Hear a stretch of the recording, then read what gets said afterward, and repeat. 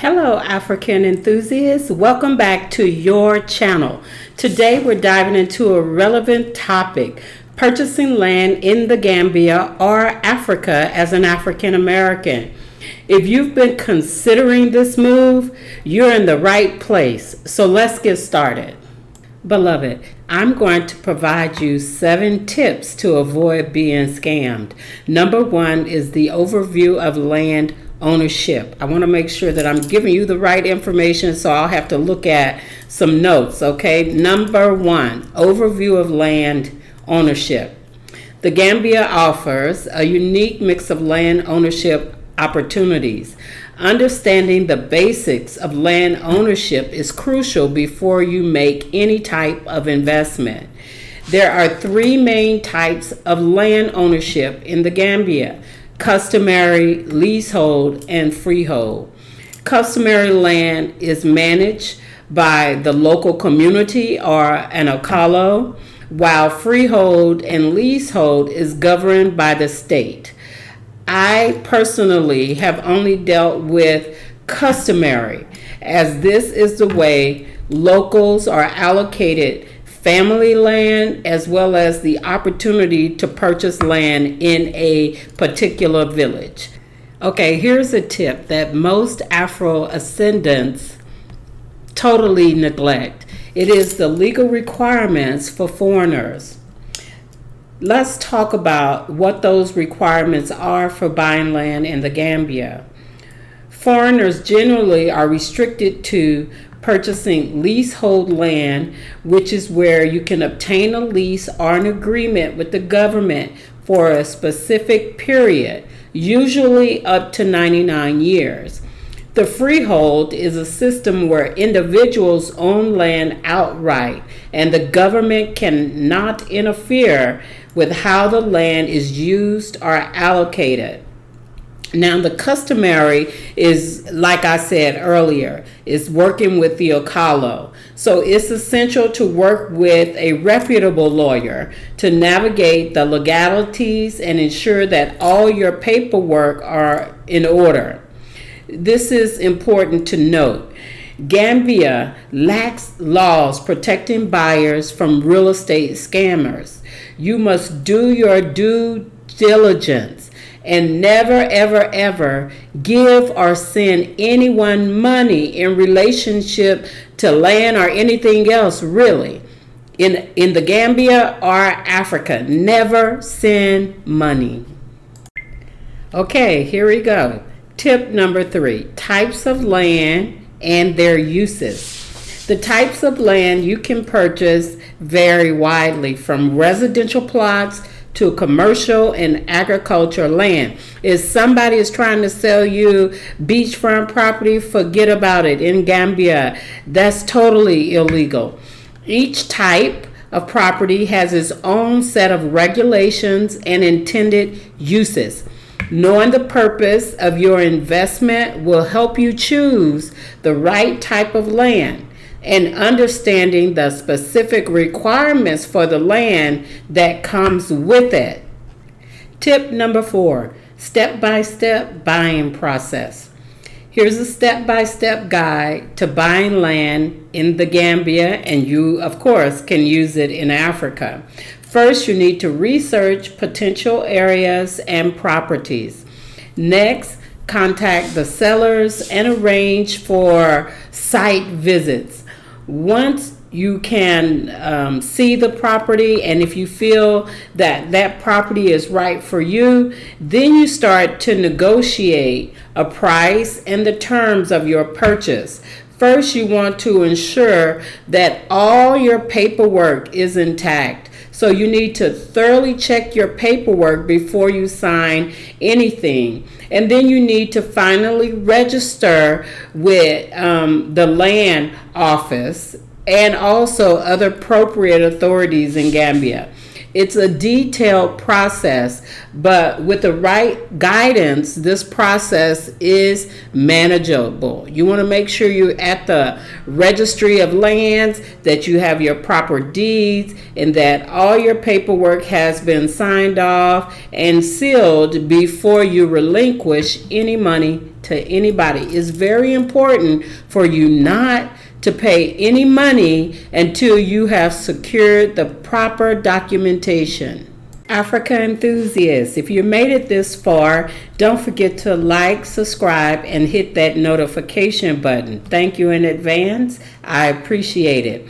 Tip number 5 is key considerations and the challenges. Now, this is where the rubber really meets the road, and this is kind of after the fact, after you've already made these types of commitment. So these are the challenges that takes place. Buying land in Africa comes with its own set of challenges.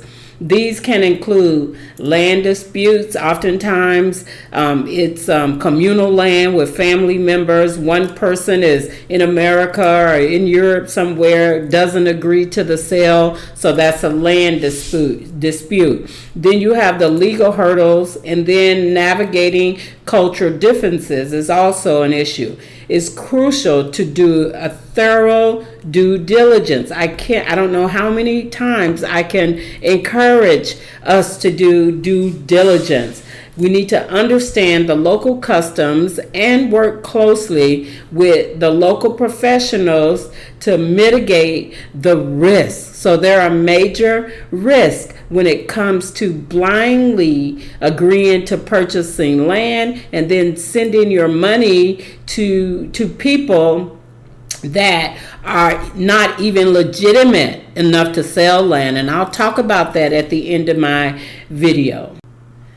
Beloved, if you've made it this far and you followed this guide, tip number 6 is for a smooth purchase. So you should be on your way to making a legitimate land purchase. So to ensure smooth and successful land purchase, here are some tips. Always use a local attorney. Double check all documents. Visit the property multiple times and establish good relationships with local authorities. Also consider getting advice from other returnees who have gone through the same land buying process. Now, I do want to put a caution out there. Not all attorneys in Africa are law-abiding citizens. You will have some corrupt attorneys and corrupt officials that collectively work together. So you need to make sure that you're vetting the people that you are establishing professional relationships with, including attorneys. I can tell you, I was in the process of buying some property when I first went to Gambia. It was a resort. I had encouraged some family members to come along, and they put their money in. I spent about 2 years researching this property, and when I finally made it on the ground to see the property, I stayed at the resort for maybe a few weeks, and then I kept asking for proper documentation. The story kept evolving, and lo and behold, I happened to find some old paperwork that was left behind where it was under the ownership of a guy from Spain. There was a split, and they went next door, and some stayed at the property I was looking at. And then when I got a reputable attorney involved, he cautioned me, leave this alone. This is not right. So I wanted to see how far the person who was selling the land was going to take his narrative. And he had me speak to his attorney, and come to find out, I said, no, let you talk to my attorney. And once they spoke, they refused to release any information to him. And then come to find out, the seller's wife was his attorney, which was a conflict of interest. So you have to be really, really careful. cautious, be on your P's and Q's in this land game. You know, Africa is beautiful. There are lots of opportunities for land and investment. Gambians have this saying, dunka dunka. So you may have to dunka dunka. Go slowly in the process. And if by chance you meet some beautiful people and an Akalo and you go the customary route, that is to say that they're allocating you land as if you are a family member. That's even a better route to go. So dunka dunka on your process or your way to purchasing land in the Gambia. Okay, African enthusiasts, we're at the last tip number 7. In this tip, I'm going to just give you a historical context of Gambia, and you can apply it to Africa, how they operate when it comes to land. And I'm also going to include a list of sellers to avoid based on what others have told me who have attempted to buy land in Gambia, and you've probably heard of some of these people on YouTube. So I want to make sure that you have a complete list. Now, I don't have first-hand knowledge. This is allegedly. Some I do have first-hand knowledge where others have provided information to me regarding some of these sellers. So at the end of this list, at the end of tip 7, I'm going to provide you a list of sellers to avoid. Okay, so the issues in Gambia real estate sector is really a twofold problem. First, the government's failure to regulate the real estate industry effectively. And then second, the real estate companies' exploitation of this lack of oversight of the government, where they can accumulate land and wealth to their advantage. So unscrupulous dealers in Gambia have been registering real estate companies and collecting money from ordinary people under the guise of legitimate transactions. In Gambia, almost anyone can trade in land without any prerequisite qualifications or licenses, and there is no authority overseeing the real estate industry. The government does not subject real estate dealers to proper checks, allowing them to operate freely, making it possible for anyone to enter the trade, including foreigners. The irony in Gambia is that the government is not taking the lead in regulating the real estate sector.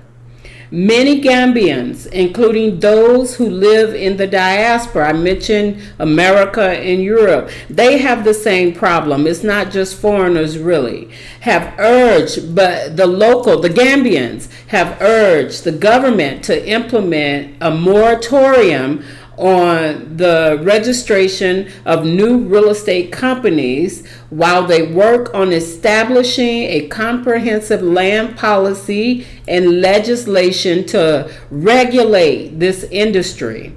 Now, can you imagine the issues Gambians are having through regulating the land sector? Gambia is a relatively small country, less than 3 million people, but yet they have over 100 registered real estate companies. And this in itself is quite alarming.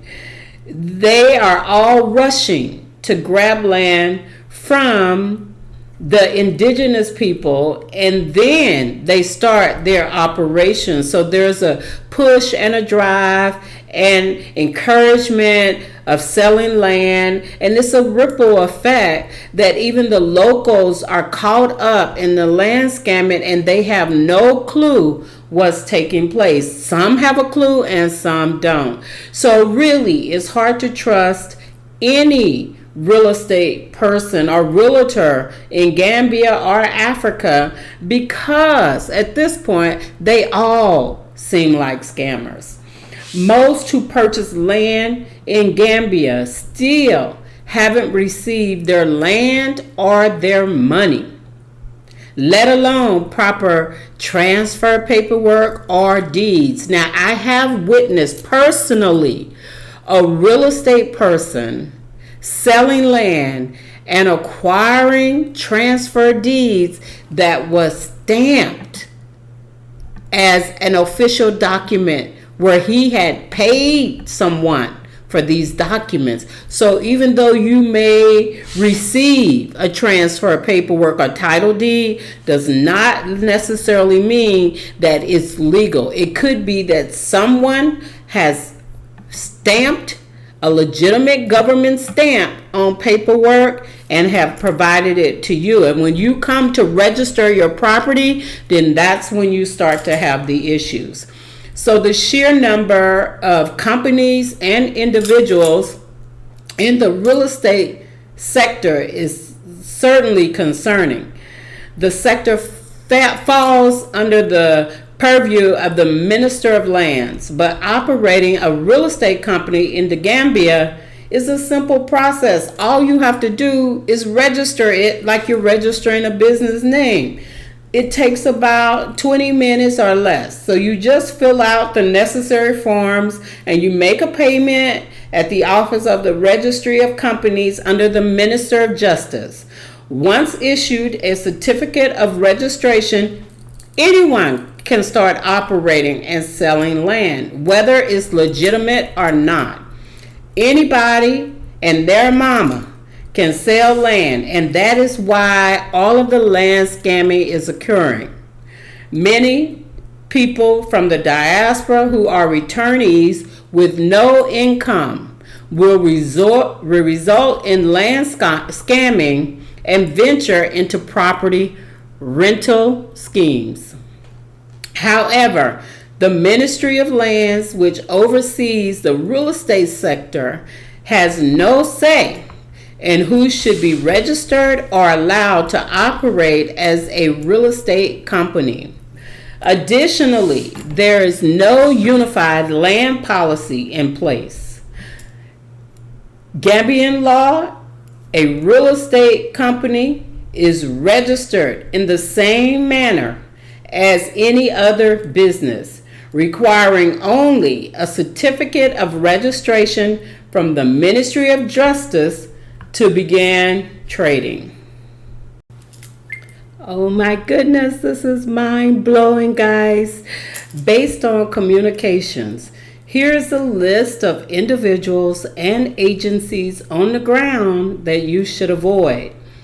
Allegedly, this list highlights issues related to land and paperwork disputes.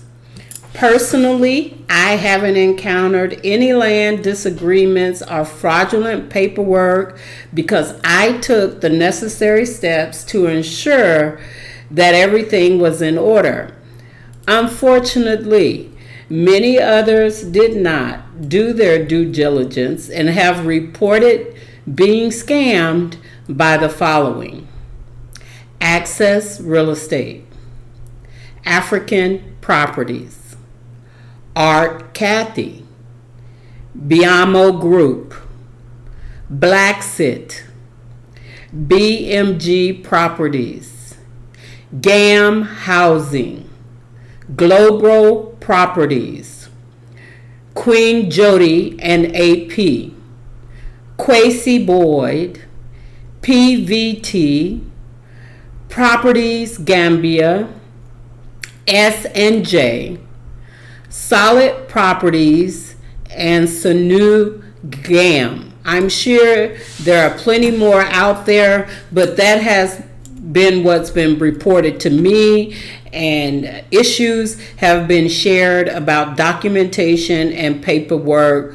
to me. I know there's a lot of conversations on YouTube, and some of these names undoubtedly I know you've heard about, but I'm giving you a detailed list for the first time. And these are the companies. If 1, 2, 3, or 4 people are saying they have a problem, even if one person says it, that's enough for me to run. So those are the list of properties. I'm going to name them again, or better yet, I'll probably just do another sheet and with the names listed and add it to the slide. I'll do that. So don't travel to Gambia to get your money back if you've been scammed or to get revenge. Notify the authorities upon arrival and inform them of the issue first. Take an official with you. Now, that's not going to be free to you, so you will need to be prepared to pay for that service. You could be in danger by rolling up on somebody. These scammers are serious. They're taking big money from African Americans and other returnees, but mainly I'm suspecting it's African Americans. So if you're traveling to the Gambia, notify your family and friends. And you have to be aware that if you're sharing information, your family and friends may get bogus phone calls and emails from the Gambia. So the secret is to avoid these individuals and companies like the plague. They are scammers, and there's no way that you can get around that. Just avoid them, please. Africa enthusiasts, we can woo-saw. I'm going to share my final thoughts concerning land purchases and scammers. Africa is definitely a beautiful continent. The Gambia is a beautiful country, and it is a promising place for foreign investment. By understanding the process and being aware of the challenges, you can make a well-formed decision about where best to invest your money and how to invest it. So, my darlings, if you found this video helpful, please don't forget to give it a thumbs up. Don't forget to subscribe for more insightful content information about Africa. Thank you for watching, and I will see you next time. Thank you so much.